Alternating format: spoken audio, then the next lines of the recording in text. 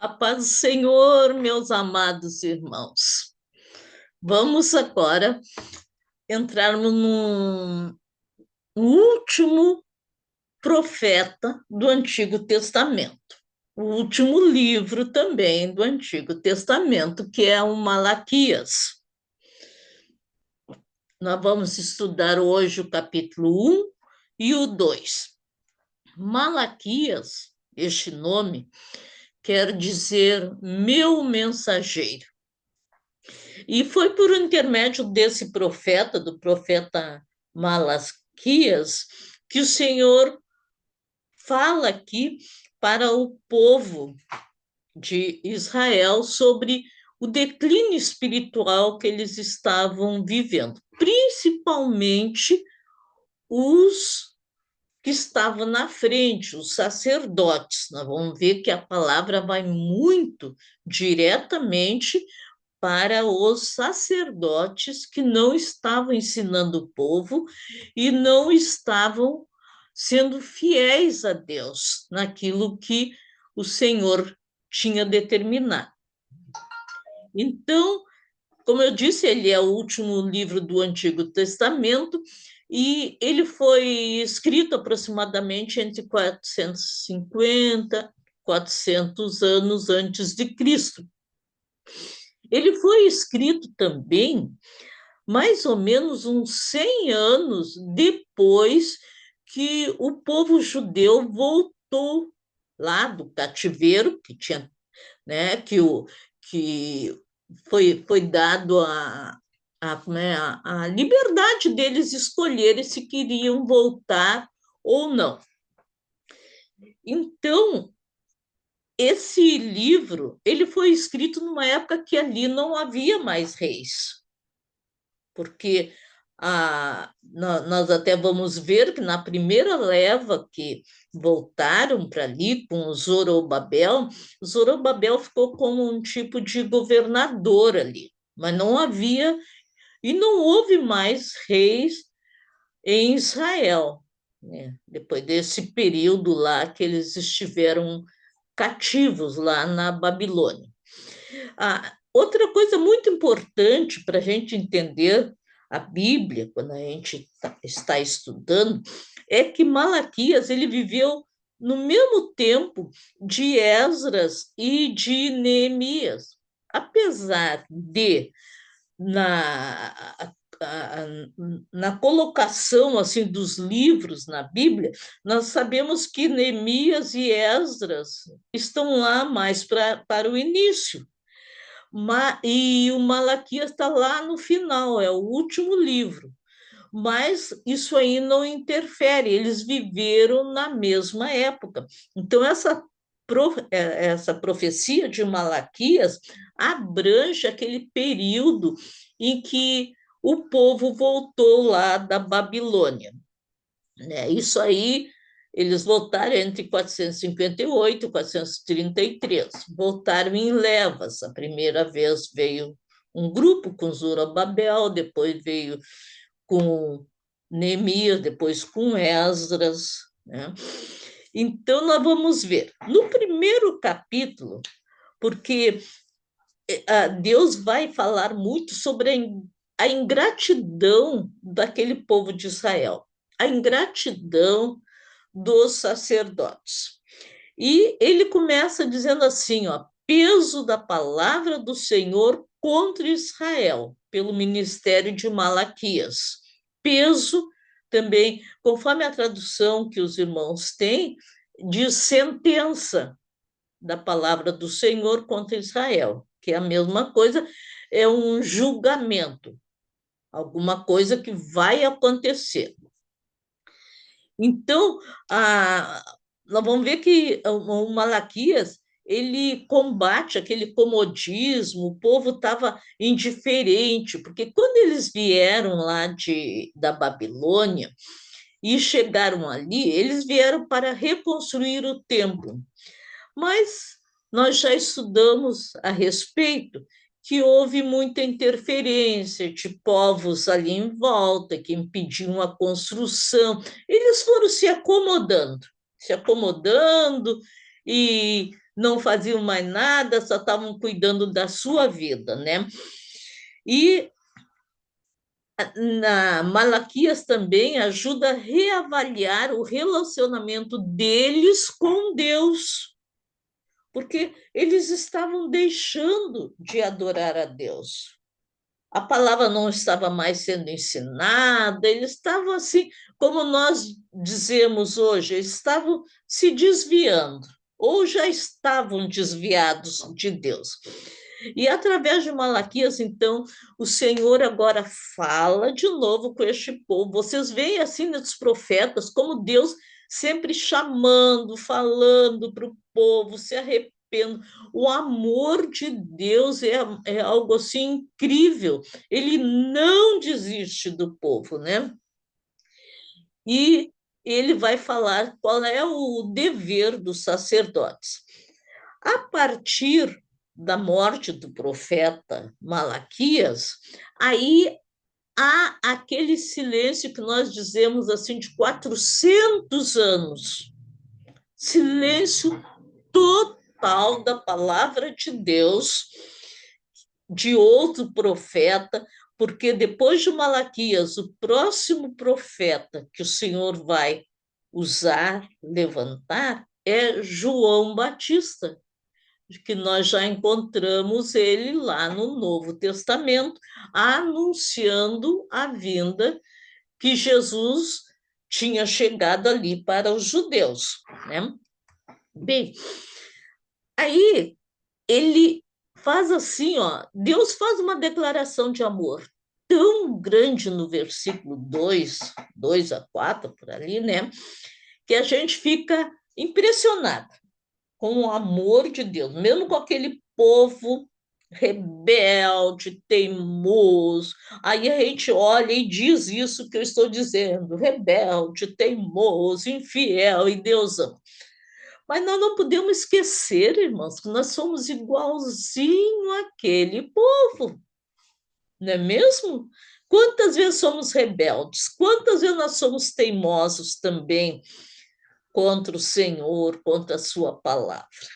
Então, não devemos julgá-los, mas vamos julgar a nós mesmos, né? Aí no versículo 2 a 4 diz assim, ó, Deus declarando seu amor. Olha só, eu vos amei, diz o Senhor. Mas daí eles perguntam, em que nos amastes? E nós vamos ver que nesse livro de Malaquias, irmão, várias vezes, são só 4 capítulos, mas nesses 4 capítulos, várias vezes, Deus fala uma coisa e o povo ou os sacerdotes retrucam. É verdade? Tu fez mesmo isso? Nós vamos ver durante o nosso estudo. Aí, quando Deus diz, eu vos amei, aí eles dizem, em que nos amastes? Ou seja, eles nem sabiam mais que Deus os amava por algum motivo. Aonde? Olha a situação que nós estamos, né? Aí Deus responde para eles: não foi Esaú irmão de Jacó? Disse o Senhor. Mas, todavia, eu amei a Jacó e aborreci a Esaú. Algumas traduções dizem assim: eu amei a Jacó e odiei a Esaú. Aborreci, não aceitei a Esaú. Mas não, agora vamos dar uma olhadinha um pouquinho sobre Jacó e Esaú. A comparação que Deus fez entre os dois não era assim uma acepção por parte de Deus. Eu decidi não gostar de ti, decidi gostar é de ti. Não, não foi isso. Mas foi o resultado de escolhas dos homens. Porque conforme a nossa escolha, Deus vai agir. Nós sabemos que há uma promessa de salvação para nós. Aqueles que obedecerem vão subir com o Senhor no arrebatamento.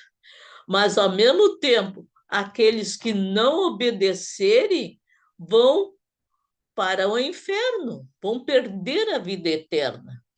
Aí a gente diz assim: ah, é que Deus escolheu esse para ser salvo, mas esse aqui foi escolhido para ir para o inferno. Não existe isso, irmão. Não existe.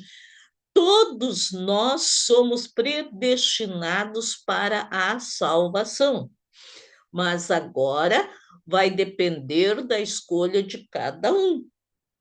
Esaú também era alvo do amor de Deus, tanto quanto Deus amava Jacó. Mas só que Esaú, ele não dava importância àquela bênção que ele recebeu como sendo primogênito. E lá em Hebreus 12, 17, diz assim, ó, que, querendo herdar a bênção, foi rejeitado, pois não achou lugar de arrependimento, embora com lágrimas o tivesse buscado. Nós sabemos que quando ah, Esaú não recebeu a bênção e Jacó é que recebeu a bênção de Deus, ele se arrependeu, ele chorou.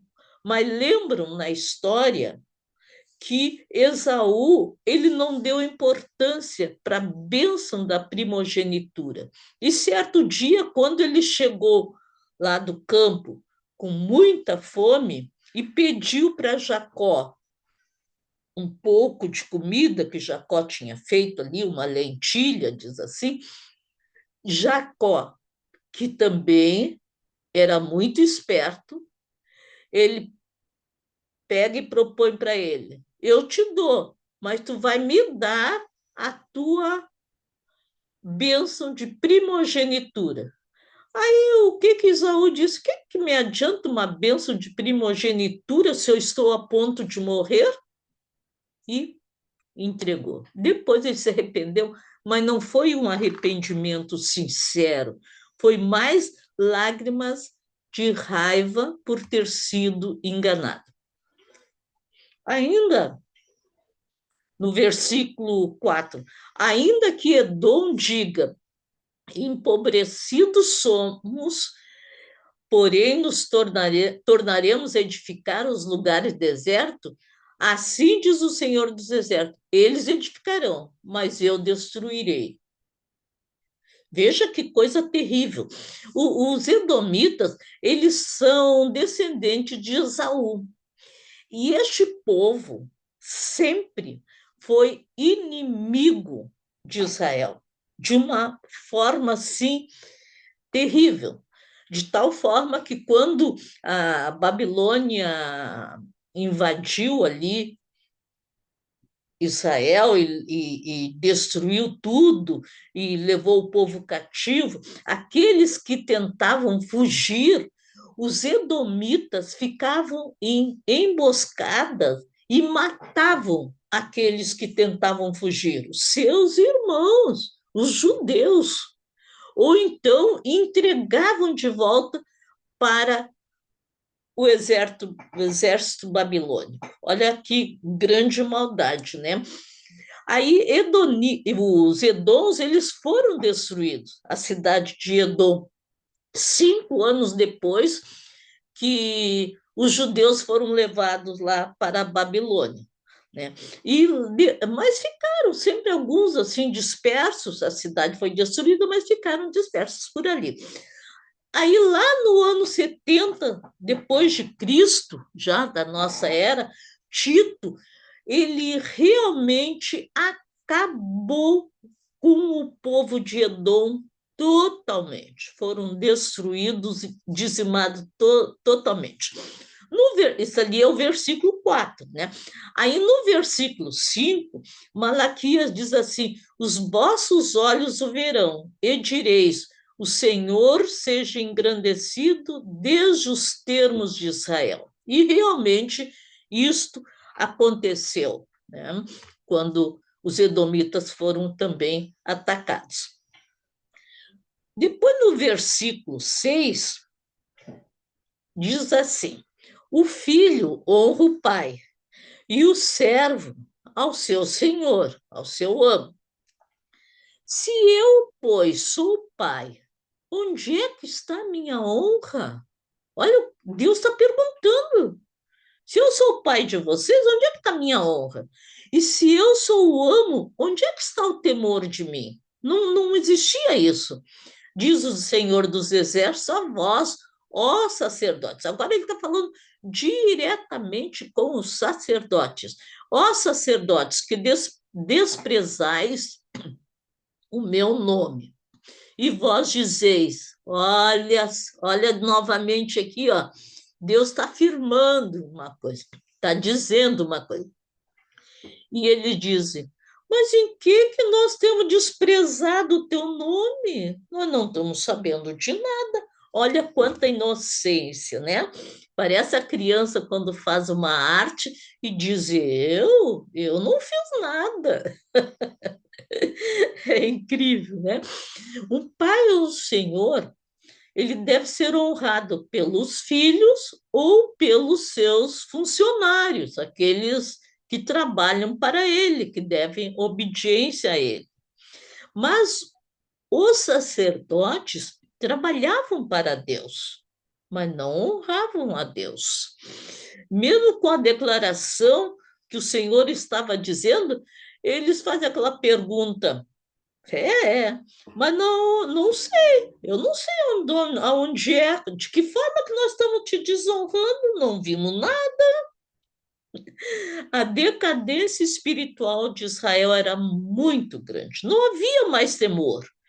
E a principal queixa de Deus era contra os sacerdotes. Era com eles, porque eram os sacerdotes que tinham a obrigação de ensinar o povo a honrar a Deus. No versículo 7, ele continua, Malaquias continua, Deus usando ele, né, para falar.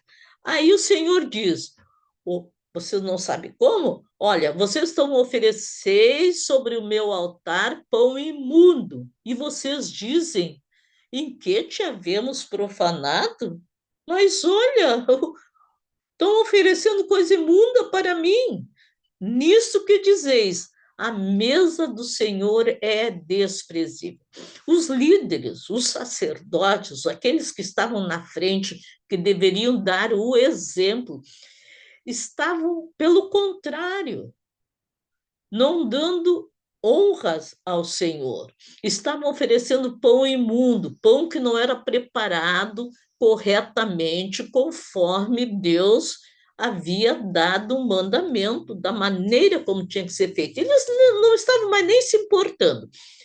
E, além disso, eles estavam sacrificando animais imundos, né?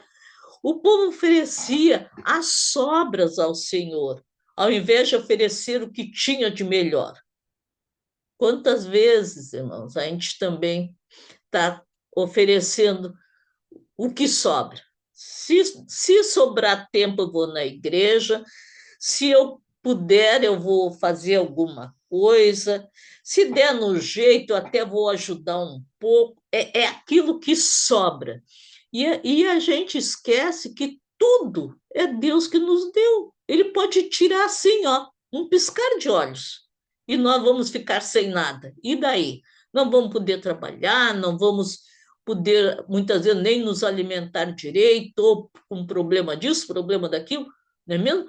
Tudo vem de Deus, então nós temos que oferecer o melhor que Deus tem nos dado. E lá no versículo 8, no seguinte, ali, ainda diz o que é que eles estão oferecendo. Quando ofereceis em sacrifício um animal cego, será que isso não está errado? Porque Deus tinha dado lá na lei que o animal tinha que ser puro, perfeito. Ele queria tudo do melhor. Quando ofereceis o coxo ou o enfermo, isso não está errado? Ora, aí Deus, eu até imagino assim, ó, ironicamente, dar uma ideia para eles. Ora, oferece o enfermo, ora, apresenta-o ao teu governador. Será que ele terá agrado em ti? Ou aceitará ele a tua pessoa? E é verdade, irmãos. vai oferecer um presente para uma autoridade, para uma pessoa importante, a gente não vai dar o resto, o quebrado. Não, a gente vai dar um melhor. Para Deus, então, é o melhor dos melhores que nós temos que oferecer.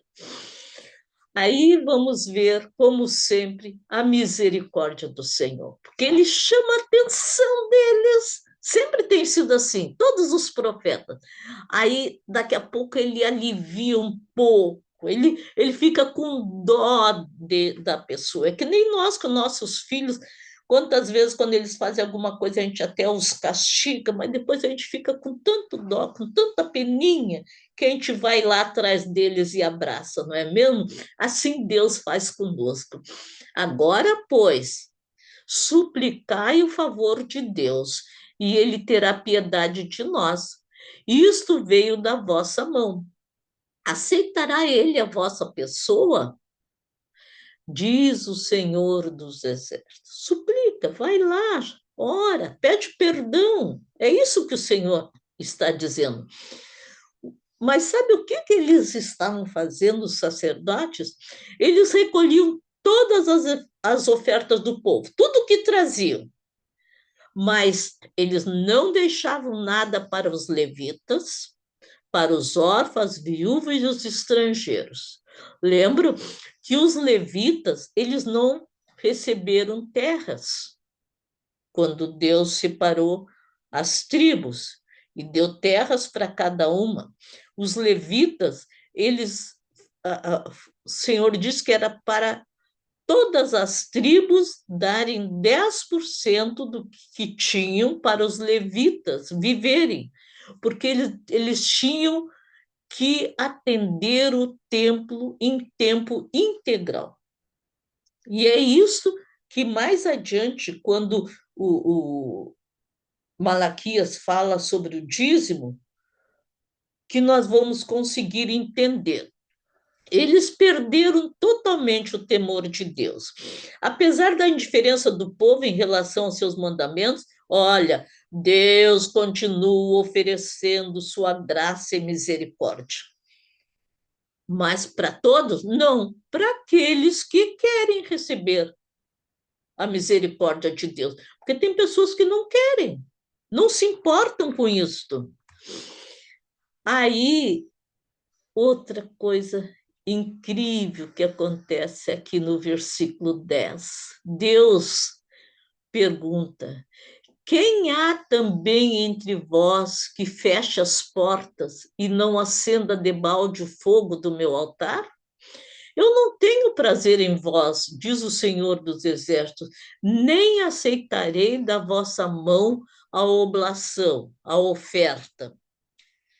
Deus estava dizendo ao povo: eu prefiro um templo fechado a um templo que me desonre. E é verdade, irmãos. Imagina quando acontece, às vezes, algumas coisas no nosso meio, algum pecado, né? Que a coisa aparece nas notícias, coisas assim. Isso é uma abominação.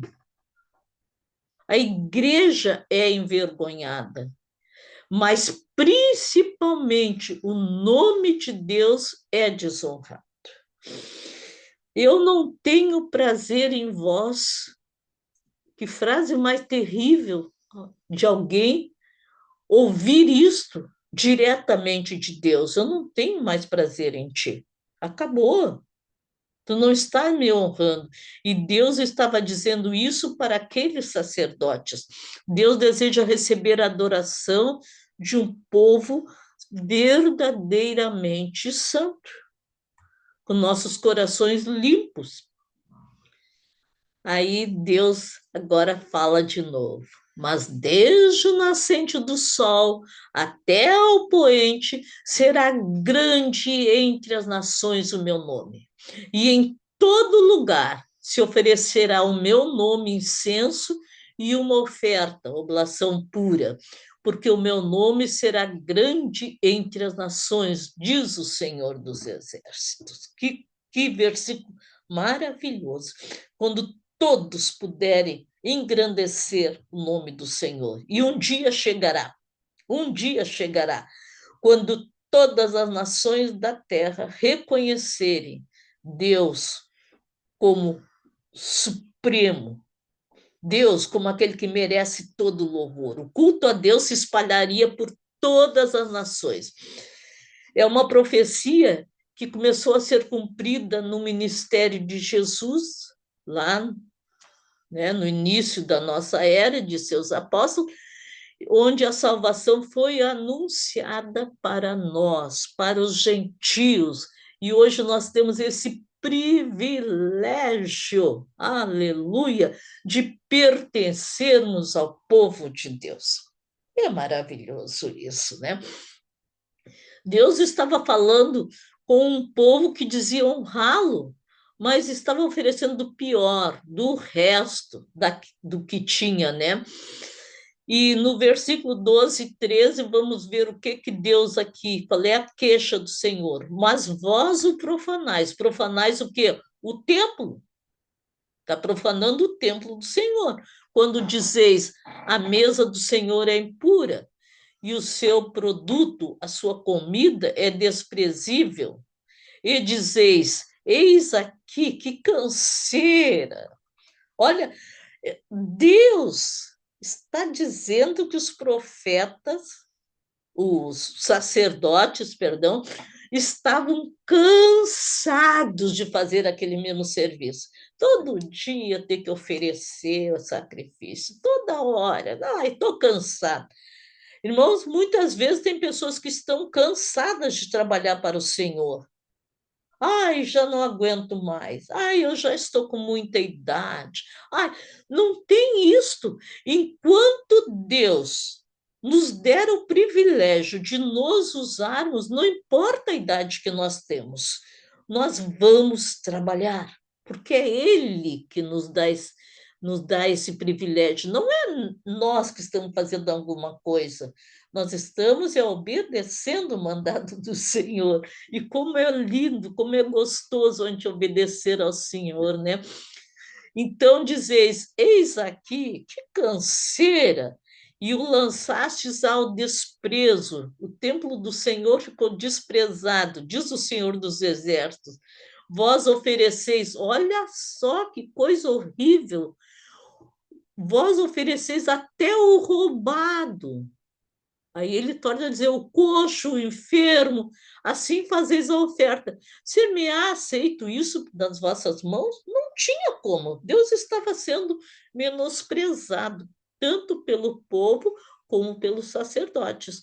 Quando Deus se refere a ofertas, irmão, ele não está falando em quantidade, mas na qualidade daquilo que ofertamos. Que nem aquela viúva, né? Pobre, que ofereceu 2 moedinhas e Jesus disse: esta aí ofereceu mais do que todos que aqui estão. Aí muitos ficaram, mas como? Eu dei muito, muito mais do que ela. Mas ela deu tudo o que tinha. E os demais deram aquilo que sobrava. Como é que nós estamos fazendo? Porque eu sou grande rei.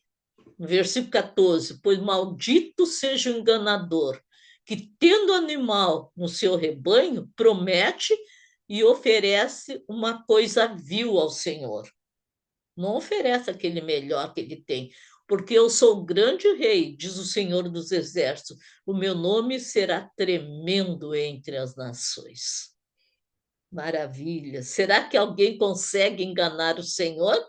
Promete, eu vou dar isso. Mas na horinha lá, pega e a gente dá outra coisa.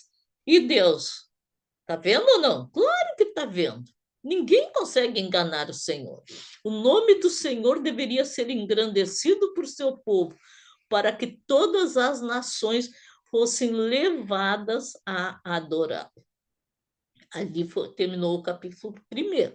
No capítulo 2, então Deus continua condenando os sacerdotes. Agora, ó sacerdotes, este mandamento é para vós. Se não ouvirdes e não propuserdes no vosso coração dar honra ao meu nome, diz o Senhor dos Exércitos, enviarei a maldição contra vós.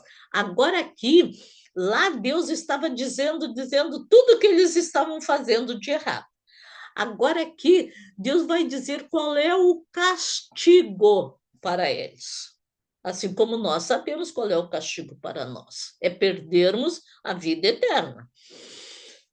A maldição contra vós. Enviarei a maldição, amaldiçoarei as vossas bênçãos e já as tenho amaldiçoado, porque não aplicais a isso o vosso coração. Veja que coisa incrível, né?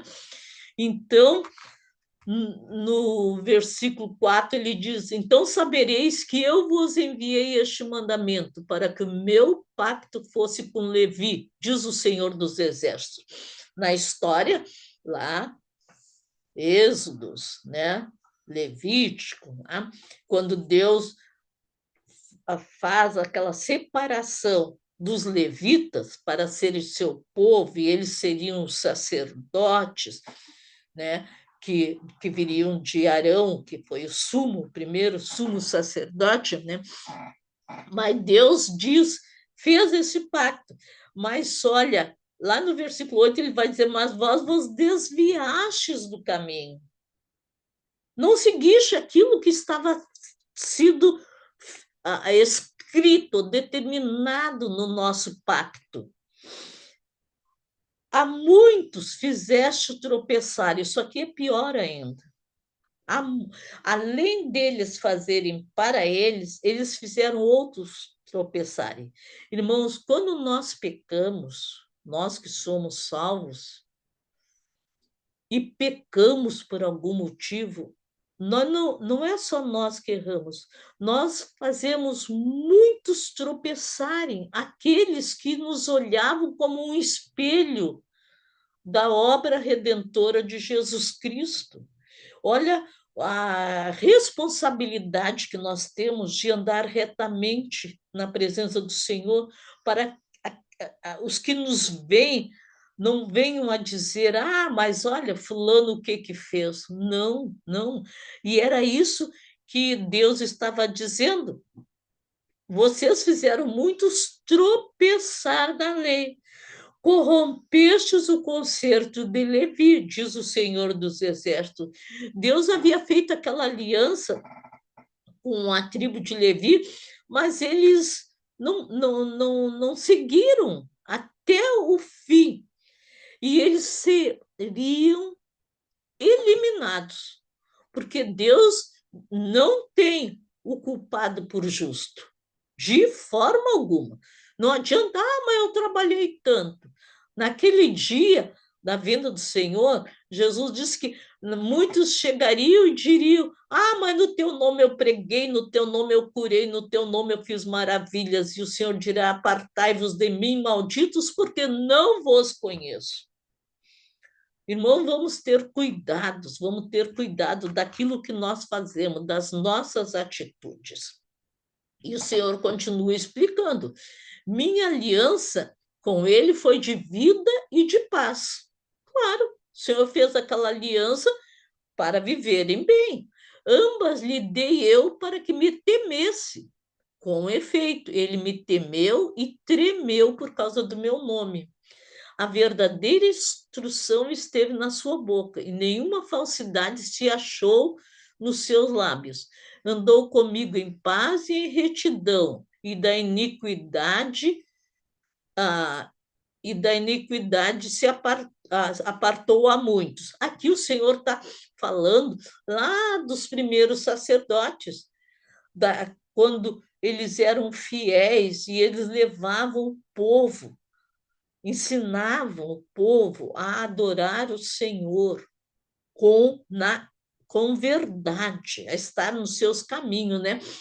Os lábios do sacerdote, então, guardarão o conhecimento, e da sua boca buscarão a instrução, porque ele é o mensageiro do Senhor dos Exércitos. E é isto, é este exemplo que Deus exige de nós. Não é só do pastor. Ah, o pastor tem que ser perfeito. Não.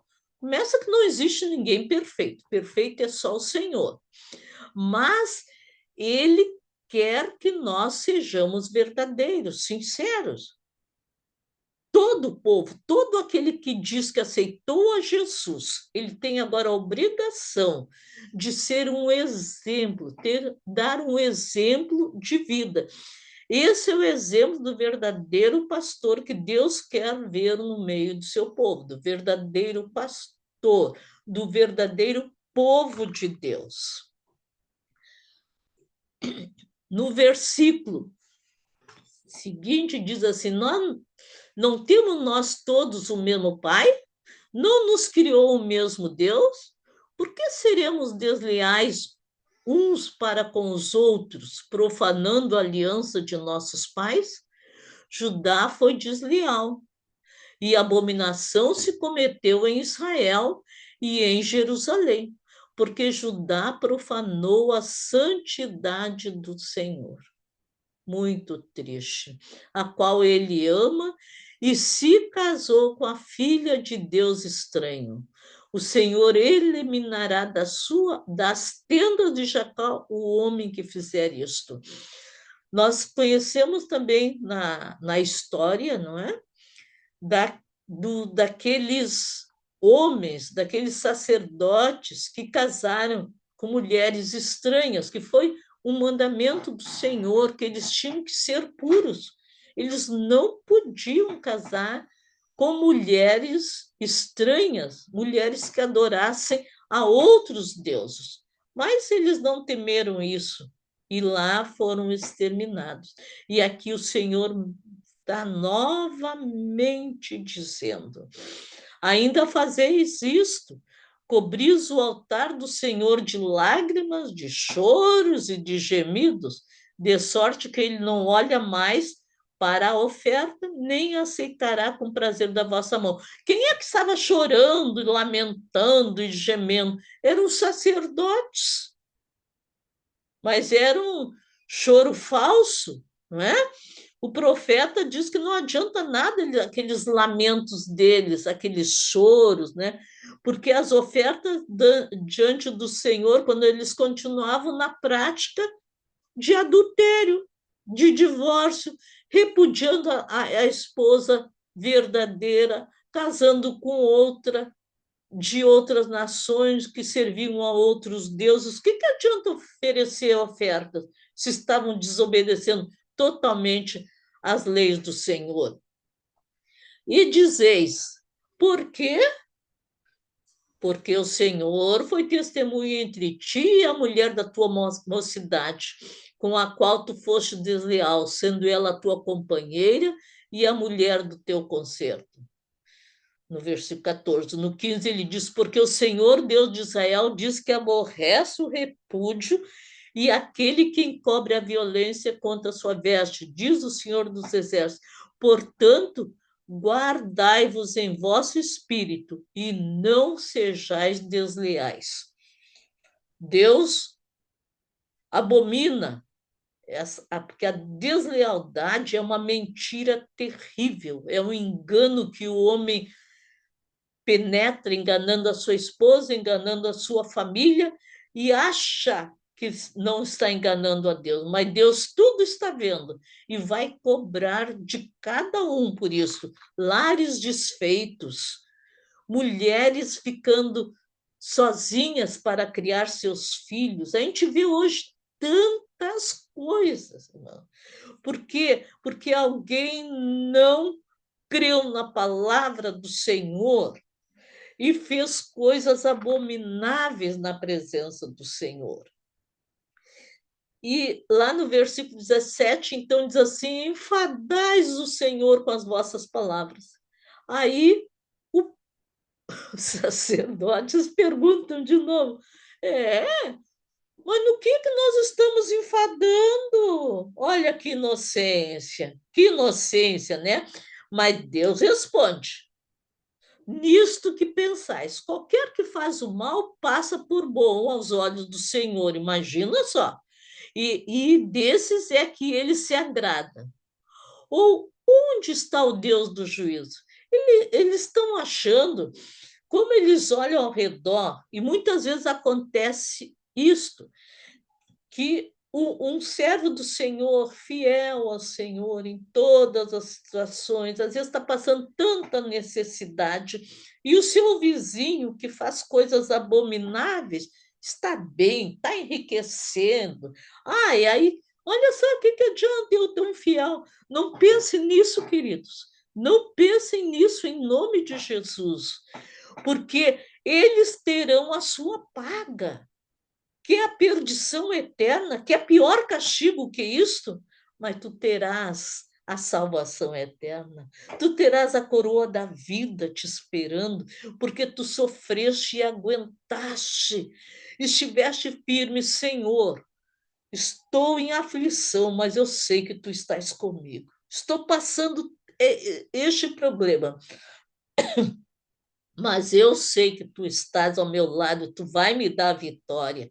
E um dia tu vai ser galardoador. Oh, glória a Deus. Os sacerdotes cansavam ao Senhor com as suas palavras, e principalmente quando eles assim, distorciam a justiça, eles vendiam, porque eles julgavam as pessoas e eles vendiam o julgamento, davam o direito por dinheiro para aquele que lhe pagasse.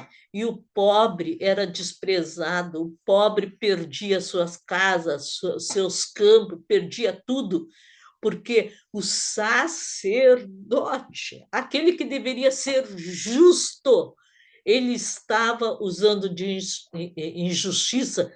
Aí o Senhor disse mesmo, eu estou cansado, viu, dessas vossas palavras, não quero mais ouvir isso. E agora, ali terminou o capítulo 2. No capítulo 3, que nós vamos falar no nosso próximo encontro, vai nos falar sobre a vinda do Senhor, que será precedida pelo seu anjo. Como é que vai ser essa vinda? Aqui vai nos mostrar direitinho quando Jesus veio a este mundo, quando João Batista o precedeu. Então, não perca o próximo vídeo. Eu estarei esperando por cada um de vocês.